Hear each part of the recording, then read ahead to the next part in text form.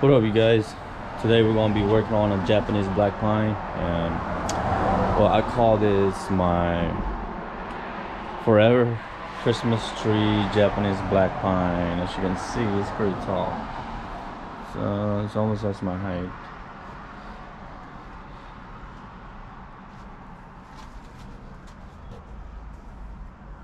And we're going to be cutting all the candles here. It's sitting on the turntable. It's already so tall, so I didn't want to put up on the higher table or something. So these, look at all these elongated candles from this year. So we're going to need to cut all of these right here. So what I want to do with this tree is basically I'm building it up to become a Christmas tree, so I don't have to buy a Christmas tree every year. It'll be an outdoor Christmas tree for sure. So my goal is to have, it's leaning to the right a little bit, as you can see here. My goal is to have to build it up to have a little pyramidal shape. Because right now this is like all even, and I'm trying to get more growth on this empty space over here. It has a strong leader or apex, so I'm going to be cutting some of these things. They're too strong to be on top, and probably leave like the smaller ones. And we're not gonna cut any of these guys and leave them off for this year or for the next couple of years to let them get stronger. And we're probably going to only cut only the 1, 2, and probably, yeah, only these 2 levels here, right here. Cut the candles from this side because I want these bottom ones to be more wider or more longer, gets longer. So this year we're going to leave them alone. So that, like I said, I'm trying to get a pyramidal shape, like a natural Christmas tree shape for this tree. So yeah, we're going to be using shears, wood shears. Make sure they're clean. I cleaned them up last night, and probably a concave cutter for bigger branches that we will be removing. Alright, so we're going to be working on this right now. Oh, just for fun, actually. I have I guess one of my seeds from the maple, China maple, was embedded in there, planted. Now look at this one. It actually is growing well, and I don't want to dig it out. You guys can see this. Yeah, so I'll probably remove this next year. I don't know, but yeah. As you guys already know, this is the Japanese black pine, and I have this for maybe 5 years now. Sorry, 4 years. And I bought it from a garden store, and I decided to keep it as my Christmas tree, and I guess will be my forever Christmas tree. So yeah, let's start cutting. And so Japanese black pines are double flush pines, and they live in the coastal lower parts of the mountains of Japan, and over time they well they would get on typhoon season, they would get bombarded by typhoons, and the new candles would get broken off. And you know, time and time again, over time, the tree adapted to this environment, and it started to grow second flush after the candle would break off. So that's what the theory is anyways, and that's what we're trying to mimic here, to make sure we cut the candles, get a second flush of growth. This is to distribute the energy balance around the tree, and also this will help ramify the tree, have more branches, tight foliage, neater look for bonsai. And also this ability of the tree is the reason why a lot of people use this species for bonsai, because of the ability to double flush or back bud from the cut candles. So when you're cutting the candle, right here, I'll show you guys. So when you're cutting a candle, just like this one here, you have 3 of them, 1, 2, 3. So you just cut all of that at the base. So you have this space in between the old needles, and this is the new growth. And so you would cut at the base of the candle. You just cut them. So this, what happened is, you're cutting off the auxin hormones, auxin that is regulates the growth, that is resides at the tip of the plants, the roots, branches, things like that. And the auxin would then get sent back down to the branch, and you would have these dormant buds that are sitting where the needles are, and the auxin then send that energy, and you would have new buds coming out of these needles over here. Okay, so that's why we're cutting these candles. Not why, but it's how we trigger the tree to back bud.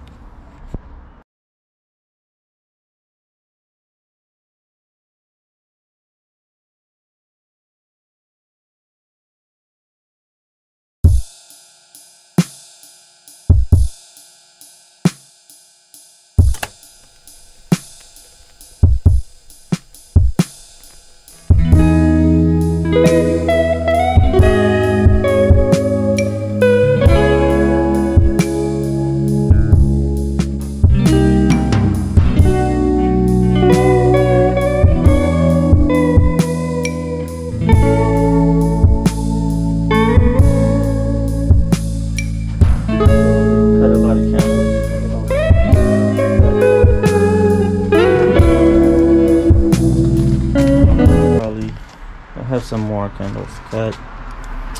So you have to do this all around the tree on those branches that you want to as ready to be cut and ramified.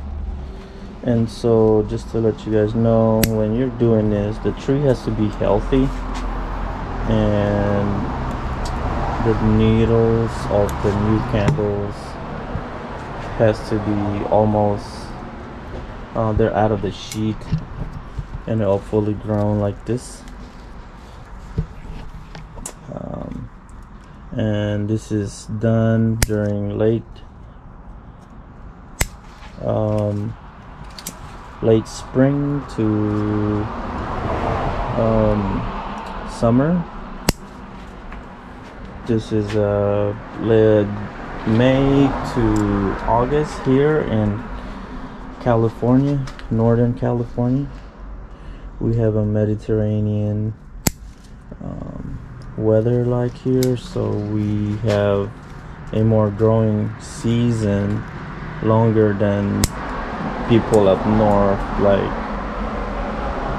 Oregon, Seattle, things like that. So they do this earlier than us because they want that constant temperature, warm temperature, so that way the tree has enough time to recover and produce those new buds. And that way in fall you can do a bud selection. But bud selection is the next step after the candle pruning, and we will make a new video for that. That's another video to be made, and that will be in the future. So yeah, I think I've cut all the candles already. I'm gonna leave this guy alone here. I know it's in a crutch, but could be a potential. Sometimes you just need to leave this smaller ones, because you never know, you might need them.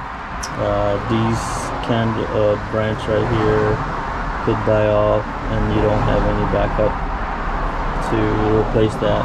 So like I said earlier, we're going to leave these guys alone right here, because I'm trying to fill this empty space on this area of the tree right here. And we're not going to cut any of the candles in the bottom branches, 1 and 2. So I have 1, 2 whorls, 3rd whorl, 4th whorl, and so on. So we're not gonna do the 1st and 2nd whorl of branches, because I want these guys to be longer than the ones on top, and so we can have a pyramidal shape.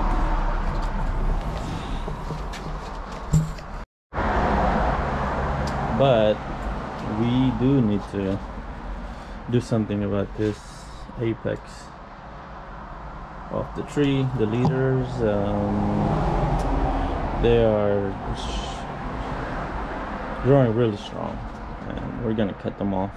I think we're gonna get rid of the bigger ones, but we'll see.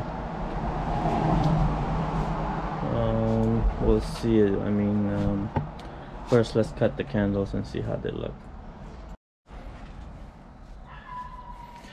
I'm gonna use my concave.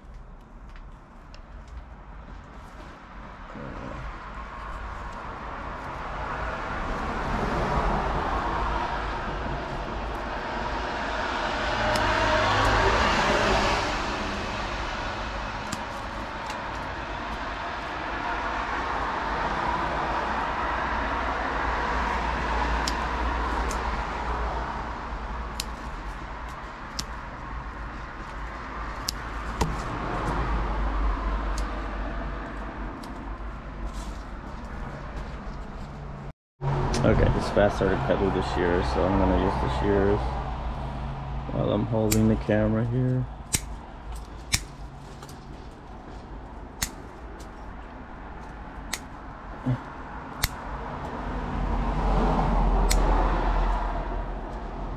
Sorry guys about the car noises. I live in a busy street, and I live where the main road is, and that's what you're hearing in the background. Cars are just passing through, speeding.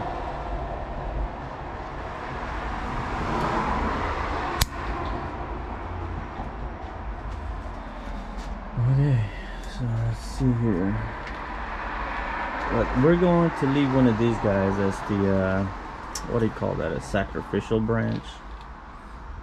And sacrificial branch is pretty much a branch that you leave alone to let it elongate, to help thicken up the main trunk. So this trunk right now is, let's see, the base, I would say 2.5 inch. So yeah, so what happened is when you leave this guy elongate, it demands more energy supply from there to, so the base would then need to create more let's see, if it was a person, it would need to create more veins and muscles so it can send out all these supplies to the tip. Okay, sorry, I lacked some of the terminologies here, but okay, let's keep cutting this guy. So I started doing bonsai 4 years ago, before the pandemic, and then when the pandemic hits,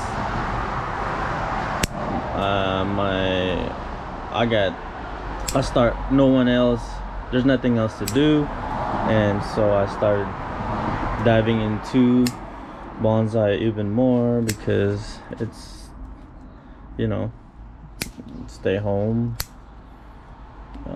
It's the only thing that I can do, and you know, I can also say I got bit by the bonsai bug. So I'm cutting this big old branch of a lot of candles here. I don't like it, it's too strong, you know. I might end up cutting that whole thing right here and just leave these guys alone over here. So far, so let's see. Look at this guy, always up to something.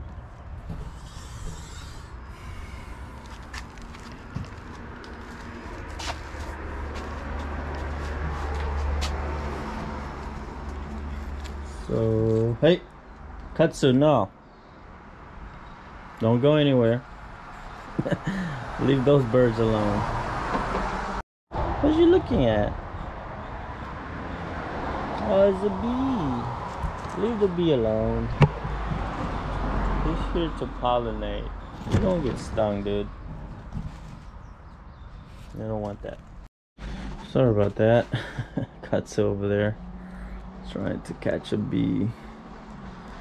Okay, so I'm going to cut this right here. Let's go. Okay, that's gone. I'm gonna cut this guy over here too. Boom. Falling. So let's see. I'll probably cut it even back farther in. Better make a better cut there, a cleaner cut.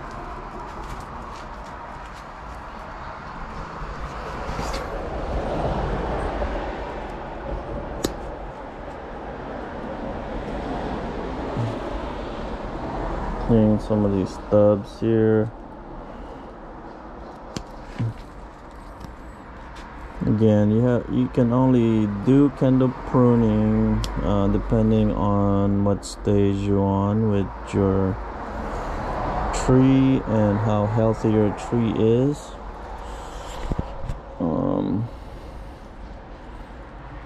Otherwise, you're just stressing the tree and you're probably gonna end up killing it. So make sure your tree is healthy. Okay, so with the sacrificial branch, we're gonna cut all this other extra candles around it.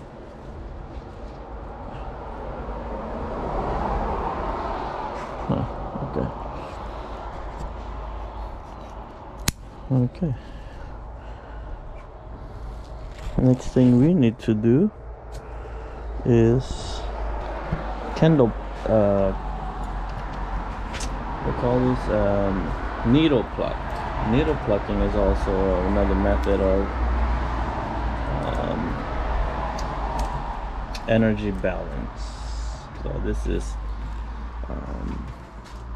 a method where you come in and pluck all the needles, old needles from last year.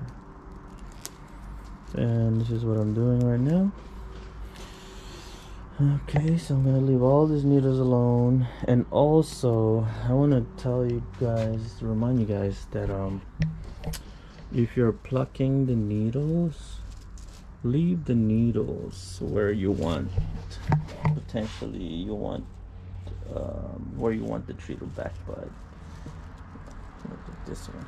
See, like this one here, I left this guy alone, and look, there's a new bud right there because I didn't pluck the needle there last year, and I have a new back bud. So this will help you push all the growth closer to the trunk, which is what the whole goal of candle pruning is, to push the growth farther in, closer to the trunk. So let's see, if I'm going to needle pluck here, I'm going to pluck all these old needles over here, and I'm just pulling. So when you are plucking the needles, you are plucking away, not this way, it's that way, out, pluck out, so that way you won't tear or damage the branch. So let's say I'm gonna pluck this guy here, I'll pluck it that way, clean. Some people use tweezers, but this is a big tree, I'm not gonna use a tweezer. So yeah, I'm going to do that right now.